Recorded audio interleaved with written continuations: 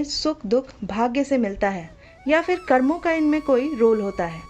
महाराज जी ने कितनी ही बार अपने शरण में आए हुए भक्तों के जीवन में आने वाले कष्टों से उनकी रक्षा की।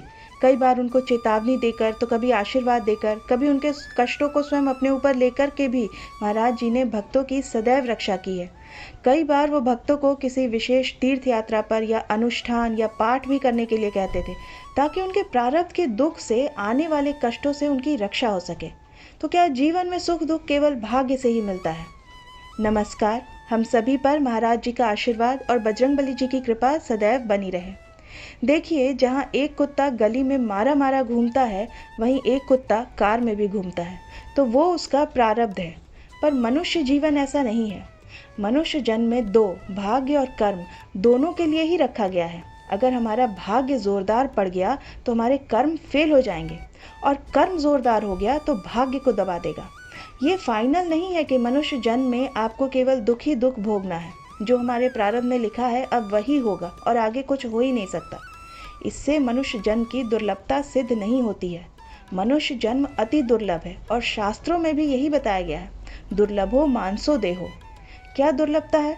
तो शास्त्रों में लिखा है कि अगर दुखी भोगना है लेकिन आप भक्ति करते हैं, आप अच्छे आचरण वाले हैं, आपने निश्चय कर लिया कि सर्व सामर्थ्यशाली भगवान और भगवान का नाम सब कुछ कर सकता है, तो सब बदल जाएगा। आपका प्रारब्ध भी बदल जाएगा, सब कुछ बदल सकता है।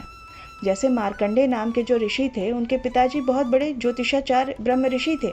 तो जो ही वो पैदा हुए और कुंडली बनाई गई तो उसमें लिखा था कि उनकी केवल 5 वर्ष की आयु है। वो बड़े चिंतित हुए, क्योंकि बड़ी तपस्या के बाद ऐसा पुत्र हुआ और वो भी केवल 5 वर्ष ही जिएगा। तो मनुष्य जन्म जो है वो केवल प्रारब्ध के अधीन नहीं है, वो उपाय के भी अधीन है। तो कर्म का मतलब है कि हम उपाय भी करें उसका। तो पिताजी ने उनके विचार किया कि इस प्रारब्ध को केवल भगवान या भगवान का कोई प्रेमी महात्मा ही बदल सकता है और दूसरा कोई नहीं। तो जैसे जैसे वो पुत्र मार्कंडेय ऋषि जब छोटे थे, वो बड़े होते गए, तो एक एक दिन पिताजी नोट करते गए। जब वो थोड़े से 3-4 वर्ष के बीच के हुए तो पिताजी ने कहा कि बेटा, मेरी एक बात मानना कि यहाँ गंगा के किनारे जितने भी कोई ऋषि महात्मा संत दिखे, सबको साष्टांग प्रणाम करना। अब वो बालक थे और संतों को प्रणाम करने की उन्होंने ठान ली, क्योंकि जानते थे कि संतों की कृपा दृष्टि अगर पड़ गई तो प्रारब्ध का नाश हो सकता है। अब हम जानते हैं कि गुप्त रूप से जो सनक सनंदन सनातन सनत कुमार हैं, वो भी इस धरती पर विचरण करते रहते हैं। तो मार्कंडेय जी तो सबको प्रणाम करते थे और सब लोग उनको आशीर्वाद भी देते थे कि भगवान तुम पर दया करे। अब एक छोटा बच्चा है, सभी को प्रणाम कर रहा है, 3-3.5 वर्ष का, तो उसको सब आशीर्वाद भी देंगे ही। और ये सब कुछ उनके पिताजी चुपचाप बैठ करके देखा करते थे और सोचते थे कि किसी दिन कोई ऐसे महापुरुष का आगमन हो जाए जो सृष्टि पर शासन करने की सामर्थ्य रखता हो, तभी प्रारब्ध बदल सकता है। क्योंकि कोई छोटी मोटी तपस्या करने वाले से तो प्रारब्ध नहीं बदल पाएगा। तो एक दिन उन्होंने देखा कि ये चारों कुमार आ रहे हैं, सनक सनंदन सनातन सनत कुमार, और ये भी हमेशा 5 वर्ष की अवस्था में ही रहते हैं। तो ज्यों ही मार्कंडेय जी ने साष्टांग उनको प्रणाम किया, उन्होंने आशीर्वाद दिया कि चिरंजीवी भव। बस पिताजी खड़े हो गए, बोले, महाराज, ये तो मेरा पुत्र है और चिरंजीवी लायक नहीं है। इसकी प्रारब्ध में 5 वर्ष की आयु लिखी है केवल, और चौथा भी पूर्ण होने जा रहा है, तो कुछ समय का ही जीवन अब शेष है। संकादिक ने कहा कि जब चिरंजीवी भव तो चिरंजीवी भव। हमने उसका भाग्य देखकर थोड़ी बोला है, उसका आचरण देखकर बोला है। एक छोटा बालक संतों के चरणों में लेट रहा है तो ये चिरंजीवी लायक ही है। पिताजी बोले, महाराज, अब भाग्य तो जो देखा उसमें केवल 5 वर्ष की ही आयु लिखी है, तो फिर चिरंजीवी कैसे हो सकता है? इस पर वो बोले कि वो तिथि, वो तारीख तुम निकाल के रखना, और उस तारीख में हम भी आएंगे, और भगवान शंकर के मंदिर में इस बालक को, भगवान शंकर के लिंग को गले लगा करके बैठा देना। हम भी वहीं रहेंगे और देखते हैं कैसे मृत्यु इसको लेकर के जाती है। और ऐसा ही हुआ। संतों के बताए हुए मार्ग पर चलने वाले का सदैव मंगल ही होता है। चारों कुमार वहां गुप्त रूप से विराजमान हो गए। धर्मराज पधारे, और वो भी यमराज के रूप में नहीं, धर्मराज के ही रूप में पधारे।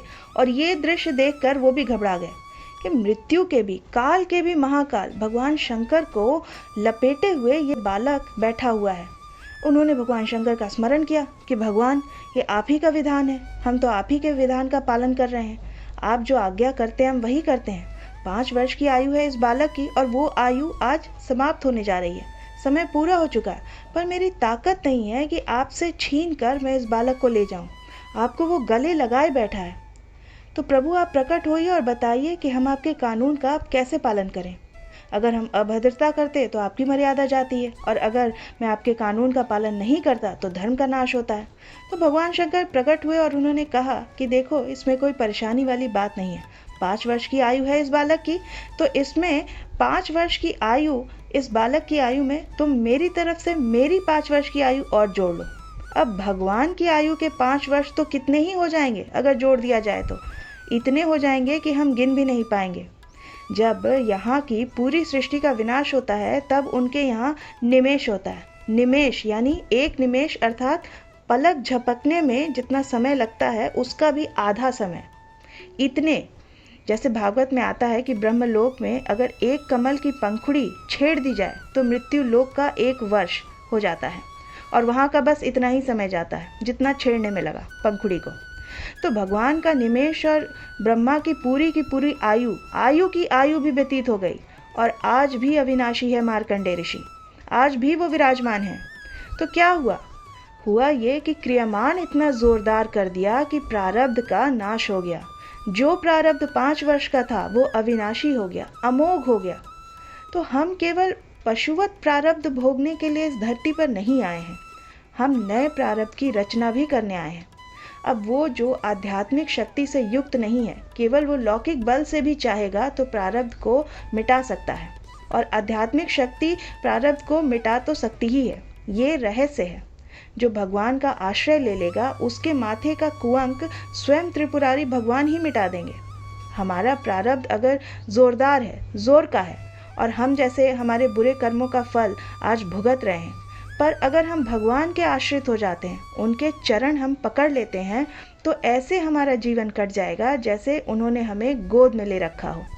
तो हम केवल प्रारब्ध के ही अधीन नहीं हैं, हम कोई पशु नहीं हैं। मनुष्य जन्म मिला है तो हम नया कर्म करें, ऐसा कि हमारे प्रारब्ध, बुरे से बुरे प्रारब्ध का भी नाश हो जाए। हम ऐसे भगवान का आश्रय लेकर के नाम जप करें, भगवान का भजन करें कि हमारा सब कुछ मंगल हो जाए। भगवान देखिए सब कुछ हैं। जैसे आपको अगर धन चाहिए तो भगवान लक्ष्मीपति हैं, यश चाहिए तो पुण्य श्लोक हैं, उन्हीं के कीर्ति से समस्त शास्त्र भरे पड़े हैं। जो चाहिए, रूपवान, गुणवान, वैभववान, धनवान, रूप, धन, वैभव, सब कुछ ईश्वर के पास है। वो इन सब के समुद्र हैं। उनका आश्रय ले लेने से सब कुछ प्राप्त हो जाएगा। अब अगर हम केवल धन पर ही लक्ष्य रखेंगे और भगवान का आश्रय नहीं लेंगे तो बुरे कर्मों से हम अपने आप को नहीं बचा पाएंगे, हम उनसे लिप्त हो ही जाएंगे।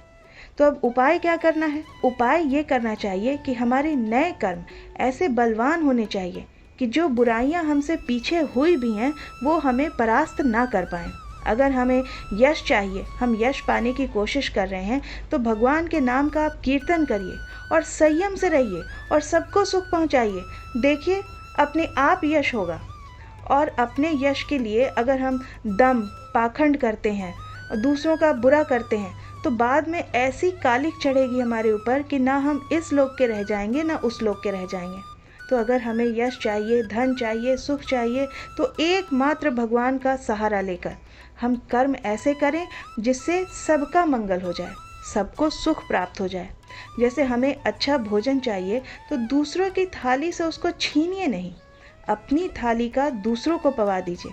तब आपके लिए जो व्यवस्था होगी वो सर्वोत्तम होगी, वो ईश्वर द्वारा की गई व्यवस्था होगी। देखिए ईश्वर सब कुछ देख रहे हैं। आप दूसरों के लिए अगर अपने सुख का त्याग कर रहे हैं तो वो आपको कभी दुखी देख ही नहीं सकते। दुख उसको मिलता है जो अपने सुख के लिए दूसरों को दुख देता है, दूसरों के सुख का नाश करता है। फिर ईश्वर भी उसके सुख का नाश कर देते हैं। अब सबको ये बात पता है कि किसी को भी दुख देने से हमें सुख नहीं मिल सकता, पर कोई चूकता नहीं है। अवसर आने पर दूसरों को दुख दे करके हम सुख भोगना ही चाहते हैं, इसलिए मनुष्य दुखी रहता है। अगर विवेक से, सुबुद्धि से और विवेक पूर्वक हम अपने कर्म को संभाल लें तो बड़े से बड़ा प्रारब्ध भी टल जाएगा और मंगल ही मंगल, आनंद ही आनंद रहेगा। ये भगवान का आश्रय लेने पर ही संभव है। तो आशा करती हूँ आज का ये अंक आपको पसंद आएगा। आप अपनी प्रतिक्रिया हमें कमेंट सेक्शन में लिखकर ज़रूर बताइएगा। इस अंक को हम यहीं विराम देते हैं। मिलते हैं आपसे अगले अंक में। तब तक के लिए जय श्री राम, जय बाबा की।